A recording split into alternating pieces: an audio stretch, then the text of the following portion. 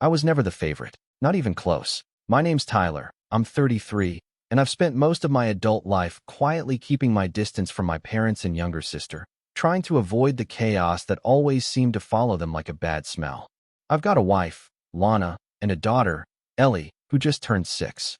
We live a pretty modest life. Nothing flashy, nothing fancy, but it's ours. And more importantly, it's peaceful. Or at least, it used to be. Growing up, I learned pretty early that in my family, love came with strings.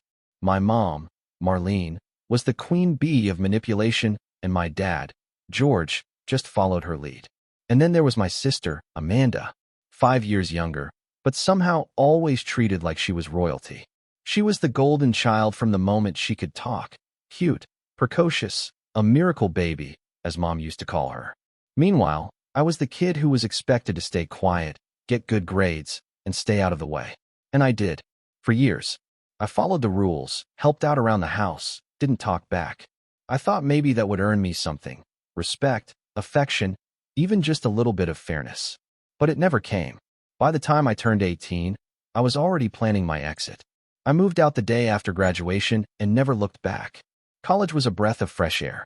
I met Lana during sophomore year, and we've been together ever since. She's the first person who made me feel like I mattered, not for what I could do for someone, but just for being me. We got married young, had Ellie a few years later, and built a life together. We were happy, and for the most part, we kept my family at arm's length. Birthdays, holidays, the occasional phone call, that was it. It was better that way. Safer. But nothing stays quiet forever. It started last year, right after my parents retired. They'd been living in the same 2-story house I grew up in. A decent place in a quiet neighborhood. Nothing extravagant, but fully paid off. I hadn't even thought about that house in years. But suddenly, my parents were calling me more often. At first it was small talk. Then it was, let's have dinner sometime. Or, you should bring Ellie over more. And against my better judgment, I started letting them in a little more. I figured maybe time had mellowed them out.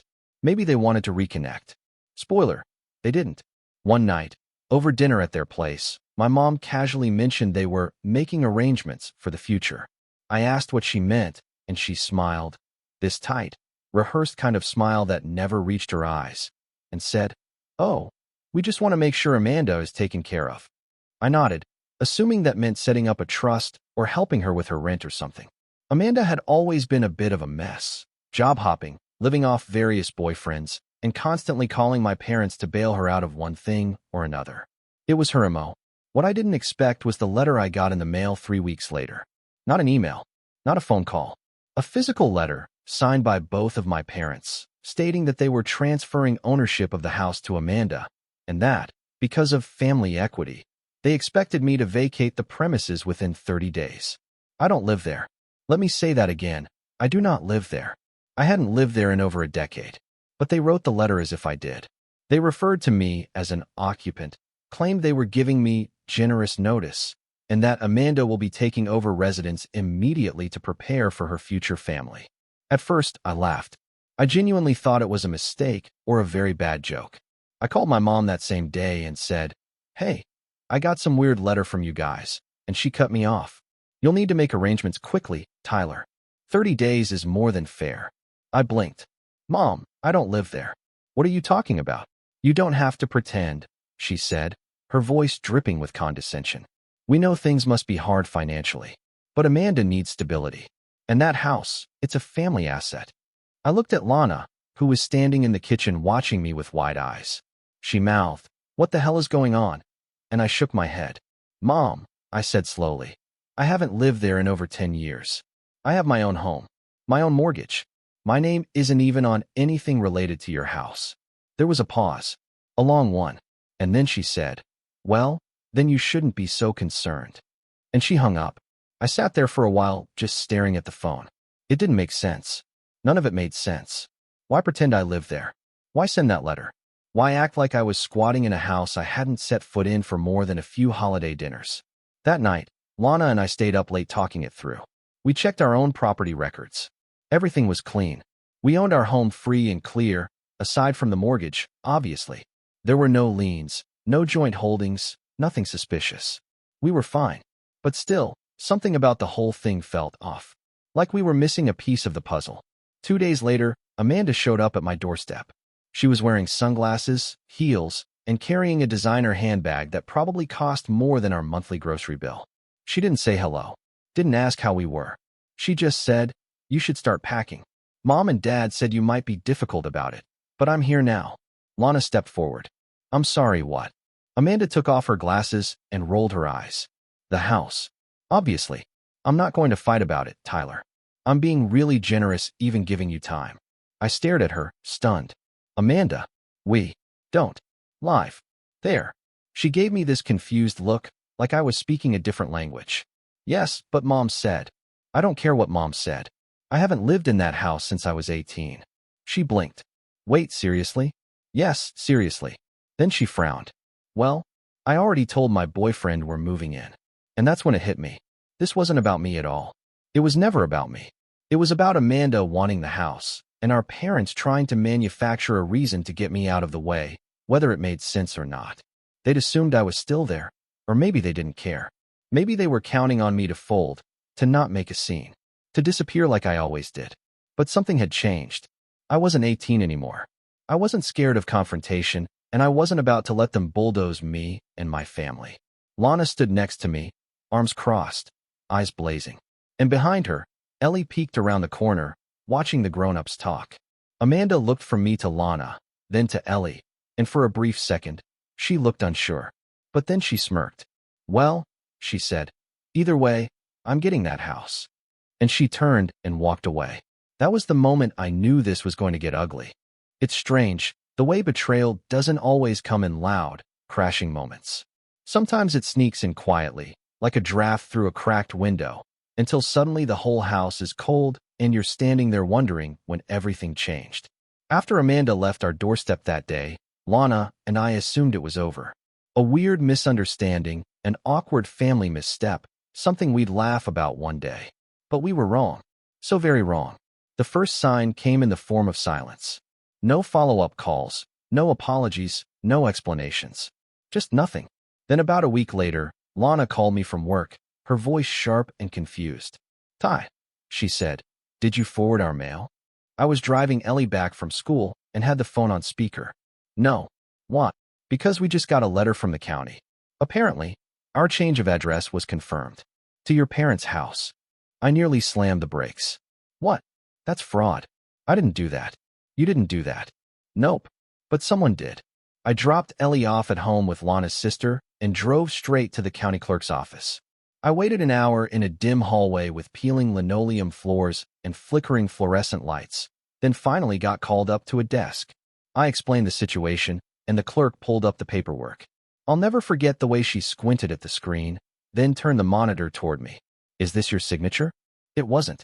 It was a clumsy imitation, a left-handed scrawl of my name with my parents' address typed neatly above it. And below it, Amanda's signature. Real and smug. "You'll need to file a formal complaint," the clerk said, already printing forms.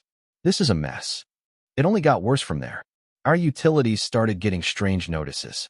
One day, the internet was disconnected. Then the water. Then the gas company sent a final bill forwarded to our new address. The cherry on top? A notice from Ellie's school that her enrollment had been flagged due to a conflicting home address. Apparently, someone had called in saying we didn't live in our school zone anymore. I knew exactly who. I sat in my car after that call, fists clenched around the steering wheel so tight my knuckles went white.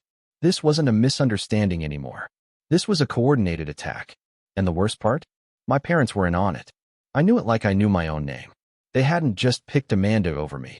They were helping her actively ruin our lives. I called my mom, trying to keep my voice calm. She answered cheerfully. "Tyler, so nice to hear from you." "Don't play games," I said. "I know what you're doing." There was a pause. "I don't know what you mean." "You changed our address. You had our utilities shut off. You tried to get Ellie kicked out of school." "Well, if you're not living where you claim." "We are. You know we are. You've been to our house." More silence. Then a sigh. "Amanda needs the house more than you do, Tyler. You're a man. You're supposed to provide. She doesn't have the same opportunities. She has every opportunity. You've given her everything her entire life. She's going to be a mother." That hit me like a punch. "What?" "She's pregnant. She and her boyfriend are starting a family." They need a safe, stable home. You've already had your chance. I didn't respond. I couldn't. Don't make this harder than it has to be, she continued. You're not losing anything. You never had a claim to the house. It's not personal. I hung up. Lana was livid. We talked to a lawyer the next day. He was kind, but honest. Unless they were trying to claim ownership over our actual home, which they weren't, our best legal option was a harassment claim. The forgery of the address form was serious, but would take time to prove. And unless we could tie it directly to my parents or Amanda, it would be a slow uphill battle. I can't believe this, Lana said that night as we sat on the couch. Ellie was asleep upstairs. They're tearing everything apart for a house we don't even want. I think it's more than the house, I said quietly. I think they've always wanted a reason to erase me. Now they have it. A few days passed. Things calmed slightly. We switched everything back to our address, notified Ellie's school, set up new pins for our accounts, and got a P.O. box just in case. It felt like we were plugging leaks in a sinking ship, but at least we were doing something. I tried not to think about Amanda, or my parents, or what they'd do next. Then, out of nowhere, my dad called. Hey, sport, he said like everything was normal. You got a minute? I didn't want to hear him say a word, but curiosity got the better of me. What is it? Look, we're putting together a family dinner this Sunday. Everyone will be there. Thought maybe we could talk things out. I nearly laughed. You mean the people who tried to commit mail fraud and get my daughter kicked out of school? That family. Come on, Tyler. Don't be dramatic. It's just dinner. Against all logic, Lana and I decided to go. Maybe we were masochists. Maybe we just wanted to look them in the eyes and see what kind of monsters they'd become. Or maybe, deep down, I still hoped for a sliver of decency. Closure, if nothing else. We showed up Sunday evening. Amanda was already there, seated like a princess at the head of the table. Her boyfriend, Nick, was beside her, arms crossed like a bouncer at a nightclub. My parents hovered in the kitchen, putting finishing touches on a casserole like nothing had happened. Dinner was tense. Fake smiles, tight laughs, awkward clinks of silverware. Ellie sat between Lana and me, picking at her food quietly. Halfway through, Amanda cleared her throat and stood up. I have something to say. My stomach twisted. I know this has all been a little messy, she said, casting a glance at me like I was the one causing the mess. But I just want to say how grateful I am. Mom, Dad, thank you for giving us the house. It means the world. And I know Tyler doesn't agree, but I hope, in time, he'll understand. My fork froze midair. Lana leaned toward me. Don't, she whispered. But I couldn't help it. What are you even thanking them for? I asked. You're acting like this is some noble gift. They tried to kick us out of our own lives. You forged my name. You tried to sabotage Ellie's education. Amanda rolled her eyes. Oh, please. You're so dramatic. My dad stood up. That's enough, both of you. No, I said, standing too. I'm not letting this slide anymore. You don't get to lie and pretend you're the victim. Amanda crossed her arms. You're just jealous. You always have been. Of what? I snapped. Of being the family scapegoat? Of being forgotten for 30 years while you were handed everything? She laughed. Well, clearly they chose the right one. That did it. Lana grabbed Ellie and stood up. We're done here. We walked out without another word. I thought that was the end. I thought the next phase would be silence, lawyers, paperwork. But 3 days later, I got a letter. Another one. This one was from a lawyer. My parents were suing us. The letter claimed that we had been illegally occupying their property, again, the house we didn't live in, and were preventing Amanda from taking rightful possession. They claimed we'd caused emotional distress, defamation, and financial damages. The demand? $50,000 in reparations, or else they pursue full legal action. Lana sat at the kitchen table, the letter trembling in her hands. They've lost their minds. I felt sick, not because I thought they'd win, but because this was a new level of war. They were willing to destroy their own son, their daughter-in-law, and their 6-year-old granddaughter for a fantasy. They're not just trying to take the house, I said. They're trying to erase me. Completely. I spent the next few days in a daze. Every hour was calls with lawyers, digging through paperwork, trying to gather evidence. We had emails, copies of the forged address form, screenshots of Amanda's texts. But the case wasn't going to be easy. Their claim was nonsense, but nonsense wrapped in legalese can still waste months of your life. One night, while I was pacing the living room and muttering to myself, I noticed Ellie sitting on the floor, playing with her tablet. She was unusually quiet. Focused. "What are you up to, Munchkin?" I asked. She looked up, wide-eyed. "Daddy, remember when we were at Grandma's house? For dinner?" I nodded. "Yeah." I took a video of what Aunt Amanda said. "Can I show you?" I blinked. "What?" She held up the tablet. I sat down next to her, and she hit play. It was shaky, the camera pointed at the table, but the audio was clear as day. Amanda's voice rang out. "I know Tyler doesn't agree, but I hope, in time, he'll understand. And thank you for giving us the house, even though we had to push him out a bit." Then laughter. My mom's voice. "It was overdue anyway." Then Amanda again. "He doesn't even live there. He's just being difficult." I stared at the screen, heart pounding. Lana walked in, saw our faces, and asked what was going on. I showed her the video. She covered her mouth, stunned. This changes everything. We sent it to our lawyer that night. He called us back 10 minutes later. "This is gold," he said. "You have no idea what you're sitting on." I looked at Ellie, who was now coloring quietly on the floor. "Sweetheart," I said, "you might have just saved our lives." She looked up and smiled. But we had no idea just how much weight that little video would carry, or how it would turn the entire case upside down, especially when she raised her hand in court and asked the judge, very politely, "Can I show something?" And when that screen lit up, my mother turned white. The morning of the first court hearing, I couldn't get my tie to sit right.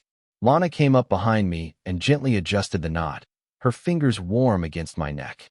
"You okay?" she asked, eyes searching mine in the mirror. I gave a tight nod. As okay as I can be, considering we're being sued by my own parents for a house we've never lived in. She gave a sad smile. "You know what this is, right?" I raised an eyebrow. "It's their last play. You stood up to them, and they can't control you anymore. This lawsuit. It's a tantrum." She wasn't wrong.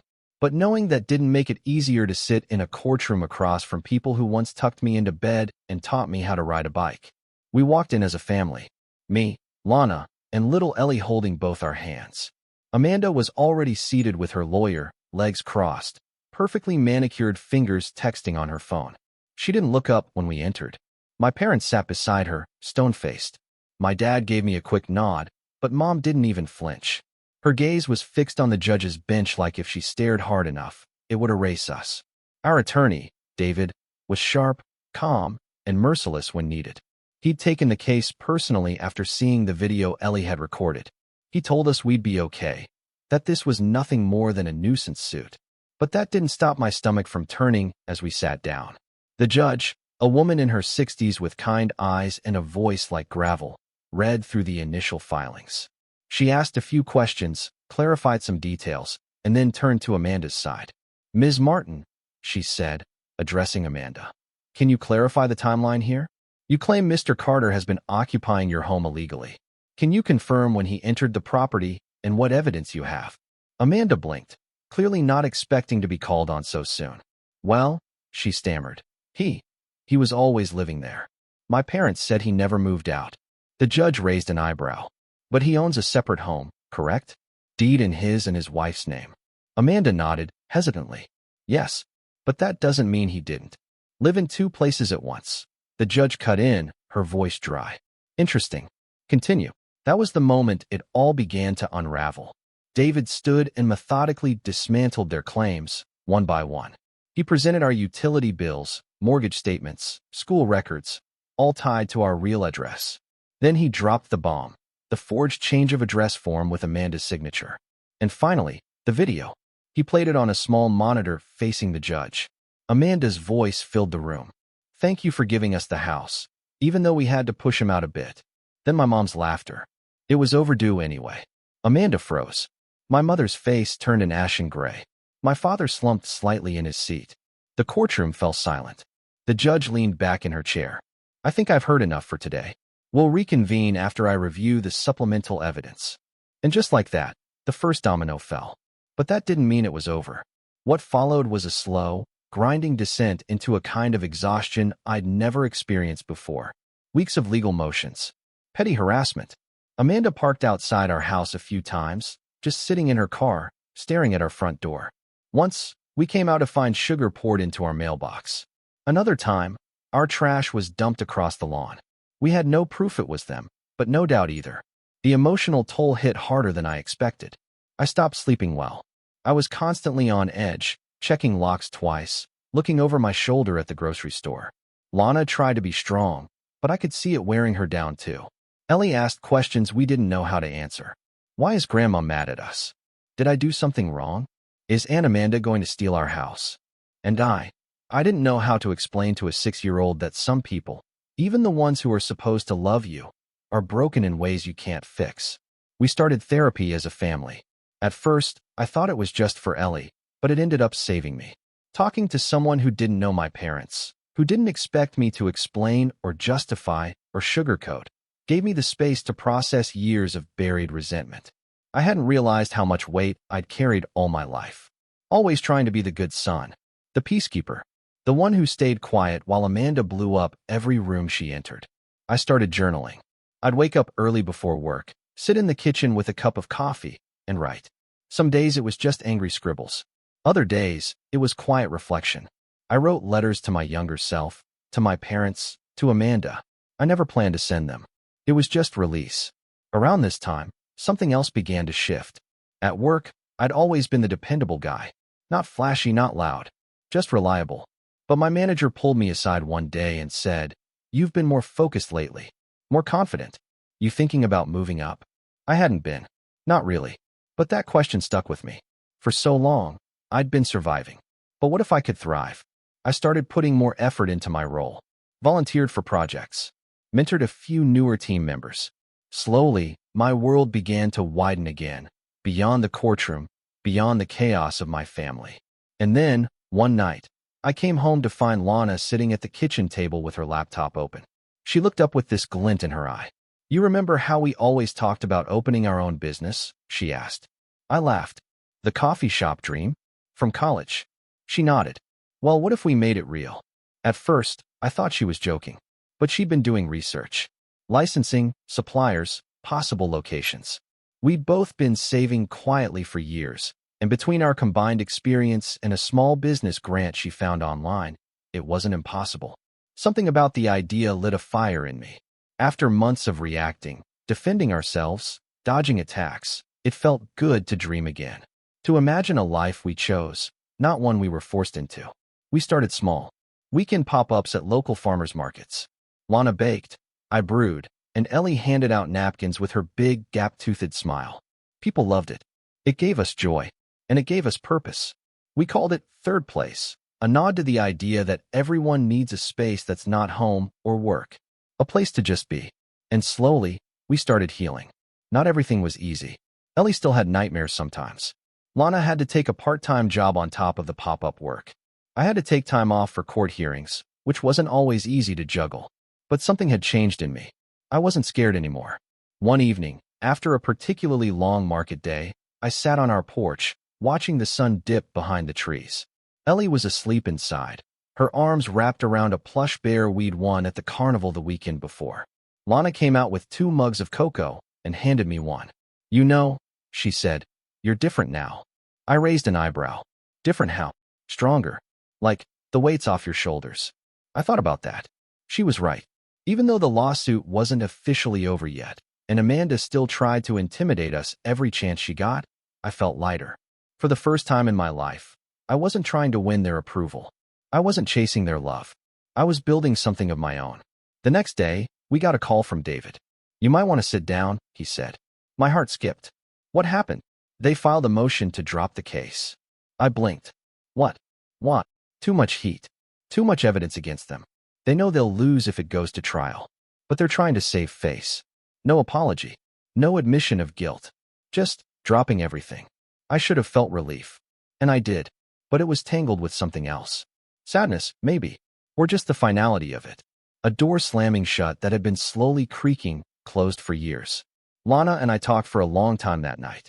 We decided not to countersue. We could have. David said we had a strong case for damages. But we were tired.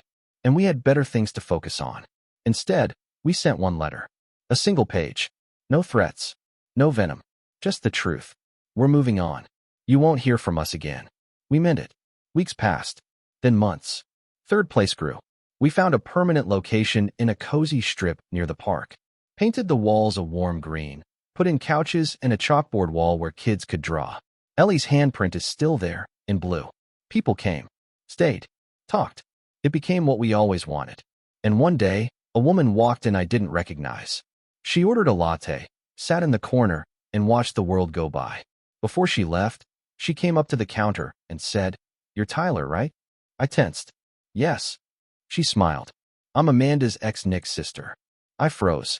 "She told us you were crazy," the woman continued. "That you were trying to steal the house. That you lied to the court. But then I found that video." My heart stopped. She had it saved on a cloud account. Probably forgot it was synced.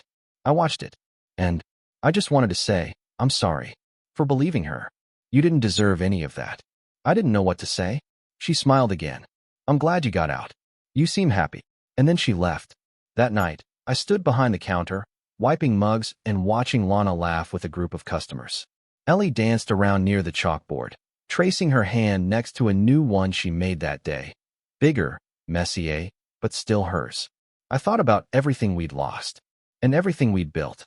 I'd been kicked down, lied about, sued, betrayed, but I'd also been set free. But the story wasn't quite over. Because a few weeks later, we got a letter from the court. She was suing us again. Only this time, she was trying to prove Ellie's video was fake. By the time the second lawsuit landed on our doorstep, I wasn't surprised. I'd stopped expecting closure from people who thrived on chaos. But what did catch me off guard was the angle. Amanda was now accusing us of manipulating evidence. According to her new claim, the video Ellie recorded was artificially edited and influenced by coercion. In plain English, she was saying we faked the video and brainwashed our 6-year-old daughter into lying under oath. That accusation hit me in a place deeper than anger. It was beyond personal. It was vile. Ellie had cried when we told her we'd need to go back to court. Lana and I reassured her, told her she was brave, told her the truth would win out again. But that night, I sat alone in our kitchen long after they went to bed, watching the glow of the streetlight creep across the tile floor, and I felt something shift inside me. A resolve, sharper than before. Cold, steady. I was done being on the defensive. It was time to fight back, not just to clear our names, but to make sure Amanda and our parents could never pull something like this again. The first thing I did was call David, our attorney. "She's doubling down," I said. "She's desperate," he replied. "And she's made a mistake." "What kind of mistake?" "By filing again and accusing you of fraud. She's opened herself up to counterclaims she avoided last time. You could go after her hard, Tyler. And this time, not just for harassment. We're talking perjury, malicious prosecution, damages to Ellie." I exhaled. Slowly. "Let's do it. All of it." From that moment, every part of my life turned into prep work. We weren't just defending our innocence anymore. We were building a case. A careful, methodical setup. I didn't want revenge born from anger. I wanted something bulletproof. Precise. Final. David brought in a forensic media expert, an older guy named Curtis who looked like he belonged in a library, not a courtroom.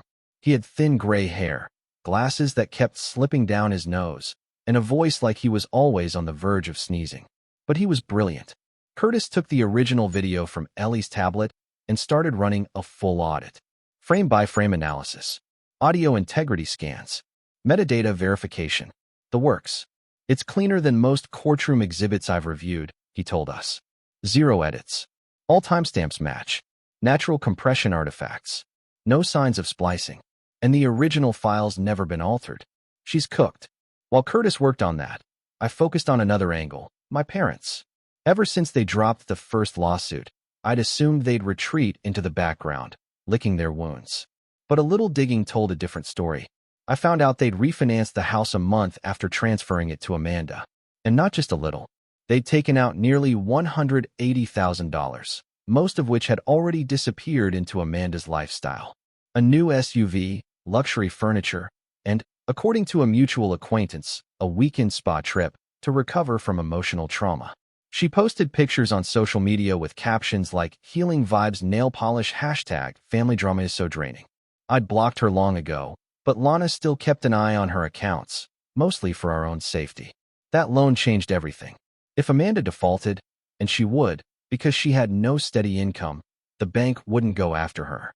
The loan was in our parents' names. They were just too proud to admit they'd been duped by their golden child. Now they were trapped. If Amanda lost in court and the truth came out, the house of cards would collapse. The lie wasn't just emotional anymore. It was financial. That was leverage. I didn't intend to use it out of spite, but it meant we had power now, something they couldn't ignore. Then there was Ellie. Sweet, clever Ellie. She was still too young to grasp all the details, but she understood that Amanda was saying she lied. That part hurt her the most. I didn't lie, she whispered to Lana one night. I just wanted to help. You did help, Lana said, brushing her hair back. You told the truth, and we're proud of you. I sat on the edge of the bed and took Ellie's hand. Do you remember that day in court? She nodded. Do you remember why you showed the video? She looked up. Because Aunt Amanda was being mean to you, and she was pretending like it was okay. I smiled. Exactly. That's why we're going back. To tell the truth again. And this time, no one will ever question you again. She gave a small, brave nod, but the fear lingered in her eyes. I couldn't erase that, but I could make sure Amanda would never touch her life again. A few days later, Curtis finished his report. It was nearly 60 pages long, filled with technical jargon and annotated screenshots. At the end, he'd attached a one-page summary. The video in question is authentic, unaltered, and consistent with all expected metadata. Any claim suggesting fabrication is unsupported by digital forensics. That was our shield. Now we needed a sword. David suggested we build our counterclaim like a slow burn. Present our case cleanly. Then file an escalation mid-trial once Amanda perjured herself on the stand. You're baiting her? I asked. I'm giving her rope, he replied. In the meantime, Lana and I began collecting everything we'd quietly stored over the years. Emails, text messages, voicemails. Every cruel thing Amanda had said. Every time my mother had dismissed my concerns. Every instance of favoritism that could paint a clear picture of a pattern. The strongest piece, oddly enough, came from an old email I'd forgotten about entirely. One my mother sent me 8 years ago after Amanda crashed my car and blamed it on some random guy. I'd paid the deductible. Mom's response. She didn't mean it. She's just going through a lot. You're the big brother, do the right thing. That theme echoed over and over in our evidence. A lifetime of being told to be the bigger person. To understand Amanda. To take one for the family. It was emotional blackmail disguised as morality. But now it was proof. We even brought in a family therapist to write an expert opinion on the psychological impact of generational favoritism and coercion. She'd been working with us and Ellie for months. Her report was blunt. The plaintiff's history of manipulation appears consistent with established patterns of entitlement, triangulation, and family scapegoating. The defendant's daughter has displayed signs of emotional confusion and anxiety stemming from these dynamics. I read it 3 times and felt like someone had finally put my whole childhood into words. The final piece came from a place I didn't expect. Nick, Amanda's ex. He reached out through David, completely unsolicited. Apparently, after Amanda's social media circus, he'd been dragged into legal messes of his own. Credit card debt, unpaid rent, even threats from a loan shark she'd borrowed from without telling him. He was done protecting her.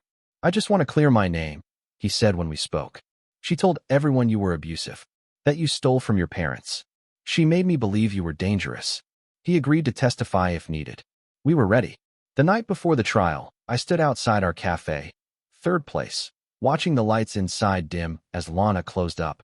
The air was crisp, early spring, the kind that carries the scent of wet grass and quiet promises. David had warned us this trial would be louder than the last. Amanda wasn't just trying to win. She was trying to erase her humiliation. She wanted a spectacle, but I was ready for it. Not with anger, not with revenge in my chest, but with something stronger. Clarity. For the first time in my life, I knew who I was, and I wasn't the scapegoat anymore. That night, I wrote one last letter. Not to Amanda, not to my parents. To Ellie. I didn't plan to give it to her until she was older, but I wanted it written. A record of what really happened. Of how strong she was. Of how a 6-year-old girl, with nothing but truth and innocence, stood taller than a room full of adults who'd forgotten what those words meant. I ended it like this. You were braver than all of us. And because of you, we found our way back to the light. No matter what happens in court tomorrow, know this. You are the reason we stood tall. And that will never be forgotten. The next morning, as we walked back into that courtroom, I felt the weight of the past and the fire of what was coming. because Amanda was about to lie on the stand. And when she did, we'd be ready. That morning, as we entered the courtroom for the second trial, it felt cinematic. Amanda sat across from us, wearing all white. A blazer, matching slacks, even white pumps, like she was trying to project innocence. She didn't look at me, or Lana, or Ellie. She just sat there with her new attorney, an overly confident man in a shiny navy suit who had no idea what kind of client he'd taken on. My parents weren't present this time. According to David, they'd been advised by their own counsel to keep their distance. The fallout from Amanda's spending spree and the house refinance was catching up to them. Their silence said everything. Court is now in session. The bailiff called. The judge, the same one from the first case, walked in. She glanced over the paperwork with practiced boredom, but I didn't miss the faint twitch of her mouth when she saw Amanda's newest claims. She remembered, and she wasn't impressed. David was calm and calculated as always. When the judge invited opening remarks, he stood, adjusted his tie, and said just one sentence. Your Honor, this case is not about whether evidence was faked. It's about a woman who lost in court and now wants to punish the people who proved she was lying. The judge raised an eyebrow and nodded slowly. Duly noted. Amanda's lawyer stood and launched into a 10-minute tirade. He painted her as a victim of a malicious smear campaign, a grieving daughter caught in the emotional wreckage of a sibling rivalry, and a pregnant woman. She wasn't anymore. By the way, she'd miscarried months ago, something she conveniently left out of the filings, targeted by lies and digital manipulation. When he finished, David calmly said, Your Honor, before Ms. Martin testifies, we'd like to request the court hear from our forensic video expert to determine if there is any merit to the central claim of evidence tampering. The judge nodded. Bring him forward. Curtis walked in like a man on a mission. Pocket protector, wireframe glasses, and a tablet tucked under his arm. He was polite, succinct, and devastating. In 20 minutes, he dismantled every possible theory of manipulation. He showed metadata timestamps, software logs, even the GPS signature embedded in the video file, confirming it was recorded from inside my parents' house, during the exact time Amanda claimed she was never given the house. Her attorney tried to object, claiming Curtis's credentials were biased. The judge waved him off. I've reviewed his report, she said, tapping the thick folder in front of her. Unless you have your own certified forensic expert prepared to testify, this line of argument is closed.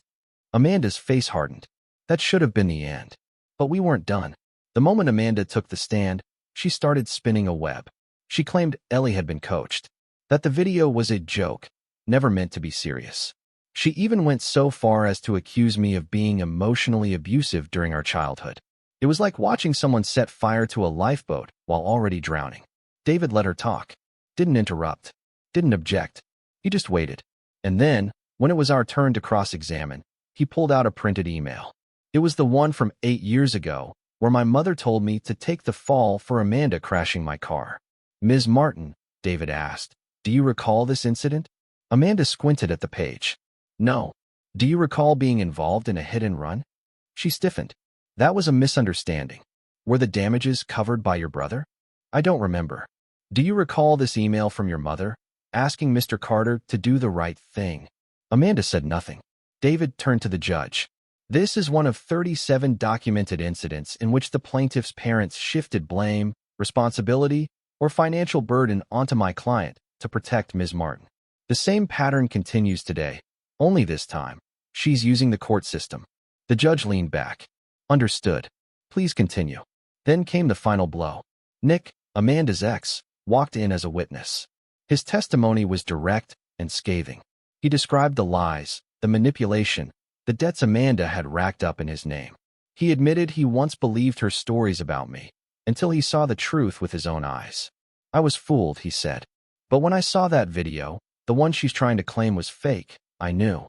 She wasn't just lying to me. She's been lying to everyone. Amanda's lawyer tried to object. The judge overruled him. At the end of the day, as the court recessed, the judge made one final statement. This court has seen a disturbing attempt to weaponize falsehoods against an innocent family. I will issue a full ruling within the week. But let me be clear. This case has no merit, and the consequences of such reckless litigation will not be taken lightly. That night, Lana and I sat on the back patio. Ellie was asleep, curled up with her favorite stuffed fox. The air was warm, heavy with spring. The kind of evening that makes you feel like everything painful might just burn off in the heat. I turned to Lana. We're almost there. She nodded. I know. 7 days later, we got the ruling. Amanda's case was dismissed with prejudice, meaning she couldn't file again. But more importantly, the judge imposed sanctions, financial penalties, for abusing the court system. She was ordered to pay all our legal fees, plus damages for defamation and emotional distress. And because the evidence included malicious attacks on a child, the court referred the case to Child Protective Services for further review. But that wasn't even the biggest fallout. The video, once sealed as part of the original evidence, became public record after Amanda's false claims. That meant anyone, employers, friends, partners, could access it. Within 2 weeks, Amanda lost her part-time job at a local community center. Her lease fell through after the landlord learned of the legal mess and financial risks. The SUV was repossessed, and when she tried to move back in with our parents, they told her no. I don't know the full story, but according to a mutual acquaintance, the bank had started foreclosure proceedings on the house. They'd missed multiple payments. Their retirement savings had been drained, covering Amanda's legal bills and car down payment. There was nothing left to give. The house Amanda fought so hard to inherit, it wasn't theirs anymore. Within 3 months, it went on the market. She had spent a year destroying her family to win a prize that no longer existed. That was the revenge. Not the courtroom victories. Not the sanctions. But the fact that Amanda had built her life on entitlement and manipulation and then watched it collapse, brick by brick, under the weight of her own lies. We didn't gloat. We didn't show up at the auction. We didn't post anything online. We just lived. Third place grew. We added outdoor seating and hosted local music nights. Ellie started first grade and made 2 new best friends. Lana finally got that espresso machine she always wanted. And I finally slept through the night. One evening, Ellie came up to me, her face smudged with chalk from drawing on the cafe's sidewalk board. "Daddy," she said, "did we win?" I knelt down and smiled. We told the truth. And the truth won. That's what matters. She nodded, satisfied, and ran off to draw another rainbow. As I watched her go, I thought about how everything had changed. How we'd been dragged through the mud, accused, betrayed, lied about, and yet somehow came out cleaner than we went in. Not because we fought dirty, but because we didn't. Because when you're standing on the truth, even the biggest lies eventually crumble. And Amanda? She learned the hard way. If you play the victim long enough, you forget what it means to lose. And when that moment finally comes, it's not just painful, it's permanent.